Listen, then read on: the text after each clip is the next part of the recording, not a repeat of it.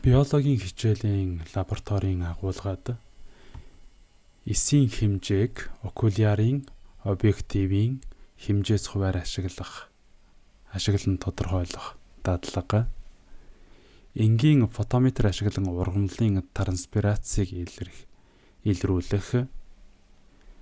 цэцгийн бүтэц, цэцгийн бүтцийн хэсгүүдийг ялган таних,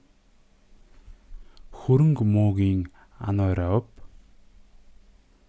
үрийн соёололтод нөлөөлөх хүчин зүйлсийг илрүүлэх нь,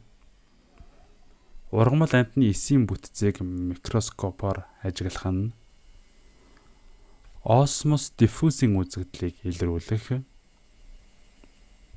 ангижирсан ба ангижирсан бус сахар, фотосинтез хэрхэн явагддгийг илрүүлэх, каталаза энзим, ургамлын зөөвөрлөлт зэрэг видео агуулгууд болон гарын авлага асуулт даалгаврууд боловсруулагдсан болно.